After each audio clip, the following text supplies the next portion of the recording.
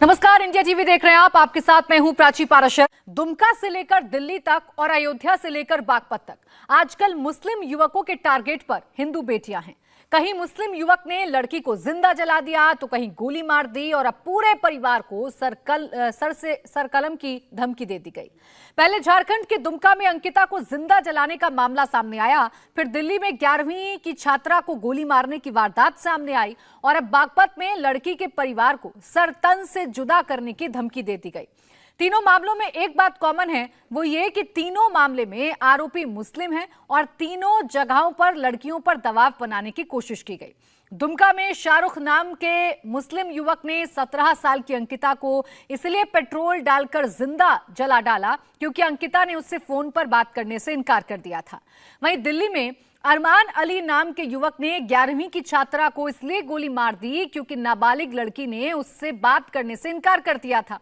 वहीं बागपत में रईस नाम के एक मुस्लिम युवक ने एक लड़की के परिवार को सरकलम की धमकी दी है क्योंकि वो हिंदू लड़की से जबरन शादी करना चाहता है और परिवार इसके लिए तैयार नहीं है। यानी दुमका हो या दिल्ली, हर जगह हिंदू लड़कियां टारगेट पर हैं। उत्तर प्रदेश के बागपत में एक हिंदू परिवार को सरकलम करने की धमकी मिली है, जिससे हिंदू परिवार के जो लोग हैं वो दहशत में हैं। बागपत पुलिस ने मामले को गंभीरता से लेते हुए पीड़ित परिवार की सुरक्षा बढ़ा दी है। साथ ही आरोपी मुस्लिम युवक रईस को गिरफ्तार कर लिया है। हिंदू परिवार ने रईस पर सरकलम करने की धमकी देने का आरोप लगाया है। पीड़ित लड़की का कहना है कि आरोपी मुस्लिम युवक पिछले 1 साल से उसका पीछा कर रहा है। दरअसल बागपत में हिंदू परिवार को सर-तन से जुदा करने की धमकी मिली है। पश्चिमी यूपी के इस हिंदू परिवार में फिलहाल दहशत है। मुस्लिम लड़के रईस पर पूरी फैमिली को धमकी देने का आरोप है। पीड़ित परिवार ने थाने में मुकदमा दर्ज करवा दिया है। आरोपी लड़के रईस को गिरफ्तार कर पुलिस मामले की जांच में जुट गई है। अब पीड़ित परिवार का आरोप है कि रईस ने रास्ते में लड़की के माता पिता को रोककर गला काटने की धमकी दी थी और ये तक कहा कि अगर लड़की नहीं सौंपोगे तो पिता और उसके भाई का गला काट देगा। जिसके बाद पीड़ित परिवार खेकड़ा थाने पहुंचा, जहां रईस के खिलाफ शिकायत दर्ज कराई गई। पुलिस ने त्वरित कार्रवाई करते हुए आरोपी को गिरफ्तार कर लिया है। लड़की के पिता का कहना है कि वो स्कूटर से अपनी पत्नी के साथ दिल्ली जा रहे थे, तभी रास्ते में रोककर रईस ने धमकी दी। रईस ने कहा कि अगर लड़की नहीं सौंपोगे तो परिवार का गला काट देंगे। अब देखिए, धमकी के बाद से लड़की का जो पूरा परिवार है वो डरा हुआ है। खुद लड़की के पिता की जुबानी सुनिए, रईस ने किस तरह से बीच रास्ते में रोककर धमकी दी है। पाठशाला से इधर दिल्ली की तरफ जा रहा था घर वाले के साथ स्कूटर पे, तो रास्ते में थोड़ा चलने के बाद में उधर से एक लड़का आता रईस नाम का, उसने स्कूटी का आगे रोक किया तो बोला कि आपकी लड़की कहाँ पे है। मैंने कहा कि लड़की तो अच्छा करना थे, वो लड़की क्या मतलब है। तो बोला कि नहीं, मुझे लड़की को लेके जाना है फिर से तुम्हारे को, नहीं तो देख लो फिर मैं क्या करूँगा। मैं बोला क्या करेगा अभी तो बोला मैं उसके फ़ोटो लगाऊंगा ऑन उस पर, अरे आपको लड़के को नुकसान पहुंचा सकता हूँ मैं आपके, ये देख लेना। फिर घर वाले से कहने लगा कि लड़की कहाँ है। घर वाले ने कहा हमें कोई पता नहीं है, तुझे पता होगा। तो कह रहा नहीं, आपको पता है लड़की कहाँ है तो मुझे कल तक लड़की आ जानी चाहिए, नहीं तो फिर देख लेना, आपके पति को भी सर से अलग कर दूंगा मैं और आपके लड़के को भी वो करूँगा मैं। बागपत के जिस हिंदू परिवार को सर कलम की धमकी मिली है, हमारे संवाददाता संजय शाह उस परिवार से मिले और हकीकत जानने की कोशिश की। उनकी रिपोर्ट देखिए। यूपी के बागपत में एक बार फिर एक हिंदू परिवार को सरतन से जुदा करने की धमकी दी गई है। इस धमकी की शिकायत दर्ज होने के बाद से बागपत पुलिस एक्शन में है और आरोपी लड़के जो रईस है उसे पुलिस ने गिरफ्तार कर लिया है। और उसके बाद तस्वीरों में आप देख सकते हैं कि पीड़ित परिवार के घर पुलिस पहुंची है और परिवार को पूरी तरह से सुरक्षा भी मुहैया करा दी गई है।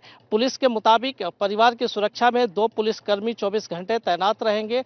वही महिला पुलिस भी मौके पर मौजूद है और महिला पुलिस ने भी जो पीड़ित लड़की है उसका भी बयान दर्ज किया है। जो परिवार के लोग हैं उनका पुलिस जो जांच अधिकारी है उसने पूरा बयान दर्ज कर लिया है और परिवार को सुरक्षा मुहैया करा दी गई है। बताया यह जा रहा है कि 18 जुलाई को जो आरोपी लड़का है रईस, जो कि बताया जा रहा है कि लोनी के रहने वाला है, और उसने सुबह 10 बजे के आसपास जब लड़की के माँ बाप दोनों दिल्ली की तरफ जा रहे थे, तभी उन्हें रोककर लड़की को विदा करने के लिए दबाव बनाया, लगातार उसे जबरदस्ती जबरन शादी करना चाहता था। और इसी बात को लेकर जब शिकायत की गई पुलिस ने, तो पुलिस ने मुकदमा दर्ज किया है और अब आरोपी को गिरफ्तार करने के साथ ही पीड़ित परिवार को सुरक्षा दे दी गई है।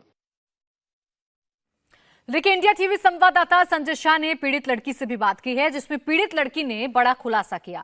पीड़िता का कहना है कि वो हिंदू लड़का बनकर घूमता था और पिछले 1 साल से उसका पीछा कर रहा था। सुनिए पीड़िता ने इंडिया टीवी को क्या बताया। पीड़ित लड़की हमारे साथ है, जिस पर एक मुस्लिम लड़का लगातार जबरन शादी का दबाव बना रहा था। आपके साथ ये लड़का कब से जबरदस्ती शादी के लिए दबाव बना रहा है? वो तो बहुत 1 साल से कर रहा था, शादी करनी है, तुमसे शादी करनी है।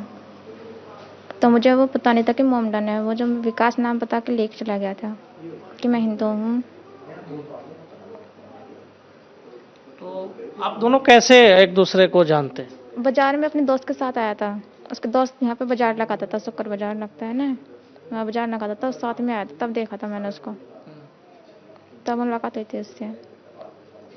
तो ये लड़का अपने आप को हिंदू बताकर आपको लेकर यहाँ से गया था, और कहाँ लेकर गया था? कलियर लेके गया था। हाँ। रुड़की के पास कलियर है, वहाँ लेके गया था मुझे। फिर आप लोग कैसे लौटे? वहाँ से 1 महीना कलियर में रहे हम। कलियर में रह के फिर भेटा लेके आया मुझे अपने घर पे। वहाँ पता लगा ये मोमडन है। वहीं पे आपको पता चल गया कि लड़का मुस्लिम है? जी, भेटा में आके पता लगा। 1 महीना कलियर में रहे, वहाँ पता नहीं लगा मुझे मोमडन है। वहाँ पे सब वैसे रहते थे जैसे हिंदू धर्म में रहते हैं। तो आप उसके बाद घर आ गई थी, लेकिन उस लड़के ने फिर 18 तारीख को जो घटना करने की अंजाम धमकी दी है कि आपके पिता को, आपके भाई को सरतन से जुदा करने की, ये आपको जानकारी थी? जी, पापा ने बताया कि ऐसे धमकी दी है कि मैं सीधा से अलग कर दूंगा, लड़के में दे दो मुझे। हाँ। ये धमकी दी। हाँ। फिर आपने उस लड़के से बातचीत की क्या? नहीं। आपका एफआईआर में लिखा गया है कि कुछ वीडियो भी, फोटो अपलोड करने की सोशल मीडिया पे धमकी दे रहा डीपी पे लगाया है। मेरा दोनों का सेम फोटो लगाया है। वैसे हम दोनों का फोटो कोई था नहीं साथ में। अब इस तरह का मामला सामने आ गया कि हिंदू लड़का था, मुस्लिम लड़का था, हिंदू बनकर आपसे उसने दोस्ती की और उसे जबरन आपसे शादी भी करना चाह रहा था। दबाव डाला था उसने, धोखा दिया उसने मुझे। पुलिस ने जो कार्रवाई की है उससे अब आपका पूरा परिवार संतुष्ट है? नहीं। क्या अब कार्रवाई चाहते हो? उस पर सख्त से सख्त कार्रवाई हो। परेशान करता है पेरेंट्स को, भाई को धमकी देता है सबको।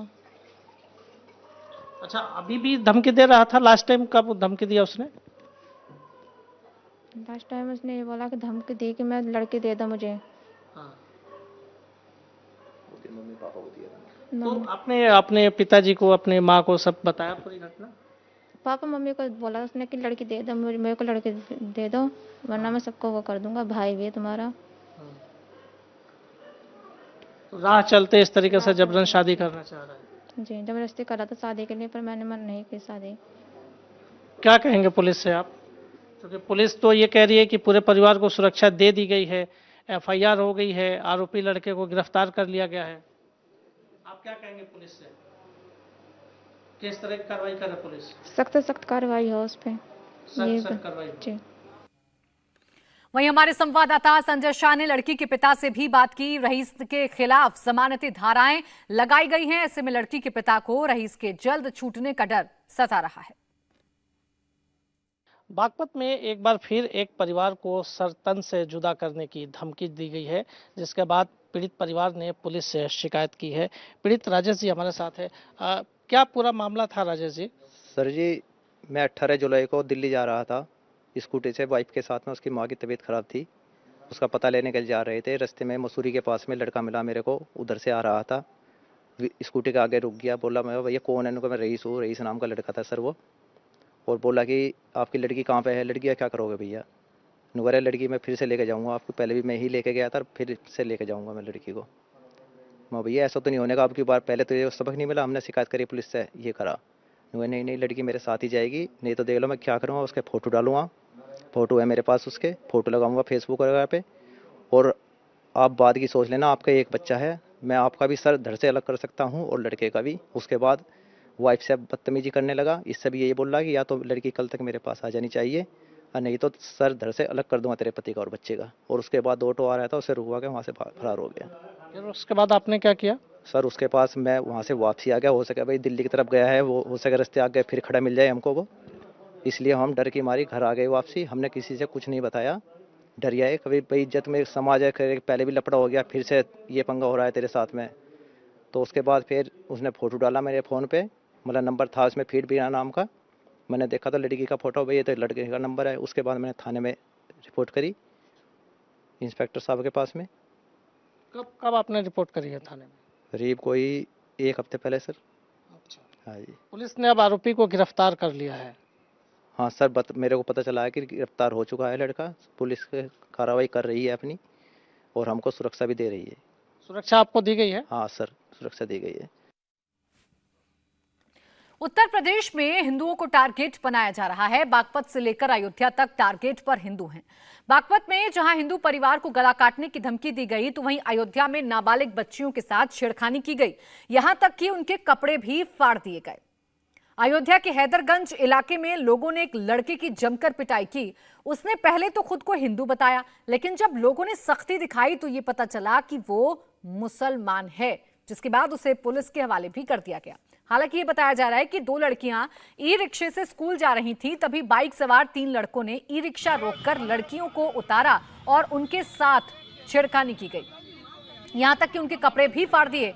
इसी बीच ई रिक्शे वाले ने लड़की के घर वालों को बुला लिया। इस दौरान एक आरोपी को पकड़ लिया गया, बाकी 2 आरोपी फरार हो गए। लोगों ने आरोपी की जमकर पिटाई की और फिर पुलिस के हवाले कर दिया। पुलिस फरार 2 आरोपियों की तलाश कर रही है।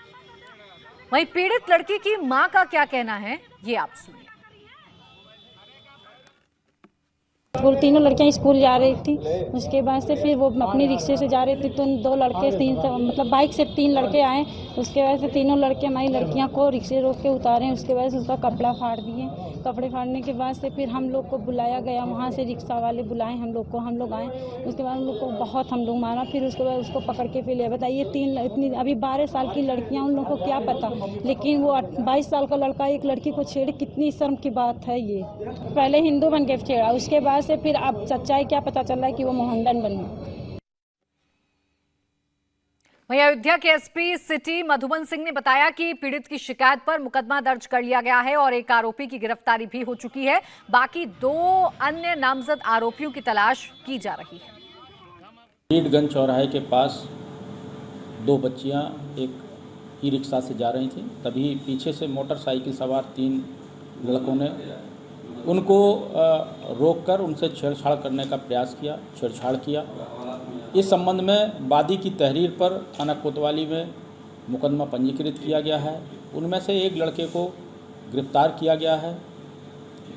2 अन्य जो नामजद हैं उनकी गिरफ्तारी का प्रयास किया जा रहा है। वहीं प्रधानमंत्री नरेंद्र मोदी कोच्चि के बाद कर्नाटक के मंगलुरु पहुंच गए हैं। मोदी ने कई हजार करोड़ की परियोजनाओं का आज शिलान्यास किया है। समय पीएम कार्यक्रम को संबोधित कर रहे हैं। आइए सीधा आपको लिए चलते हैं। इंफ्रास्ट्रक्चर के विकास को जिस प्रकार देश ने प्राथमिकता बनाया है, उसका बहुत अधिक लाभ कर्नाटका को मिला है। कर्नाटका सागर माला योजना के सबसे बड़े लाभार्थियों में से एक है। कर्नाटका में सिर्फ नेशनल हाईवे के क्षेत्र में ही पिछले 8 वर्षों में लगभग 70,000 करोड़ रुपए के प्रोजेक्ट पर काम हुआ है। इतना ही नहीं, लगभग 1 लाख करोड़ रुपए से अधिक के प्रोजेक्ट पाइपलाइन में हैं। Bengaluru Chennai expressway, Bengaluru Mysore road highway की 6 लेनिंग, बेंगलुरु से पुणे को जोड़ने वाला greenfield corridor, Bengaluru satellite ring road, ऐसे अनेक प्रोजेक्ट पर काम हो रहा है। रेलवे में तो 2014 से पहले की तुलना में कर्नाटका के बजट में 4 गुना से अधिक की बढ़ोतरी हुई है। रेल लाइनों के चौड़ीकरण में भी बीते 8 सालों में 4 गुना से अधिक गति से काम हुआ है। कर्नाटका में रेल लाइनों के बिजलीकरण का तो बहुत बड़ा हिस्सा पिछले 8 वर्षों में पूरा किया गया है। साथियों, आज का भारत आधुनिक इंफ्रास्ट्रक्चर के विकास पर इतना फोकस इसलिए कर रहा है क्योंकि यही डेवलप भारत के निर्माण का मार्ग है। आधुनिक इंफ्रास्ट्रक्चर का निर्माण उस सुविधा बढ़ाने के साथ ही बड़े पैमाने पर नए रोजगार का भी निर्माण करता है। अमृतकाल में हमारे बड़े संकल्पों की सिद्धि का रास्ता भी यही है। देश के तेज विकास के लिए ये भी बहुत आवश्यक है कि देश के लोगों की ऊर्जा सही दिशा में लगे। जब लोगों की ऊर्जा मूलभूत सुविधाओं को जुटाने में लगी रहेगी तो फिर इसका प्रभाव देश के विकास की गति पर भी पड़ता है।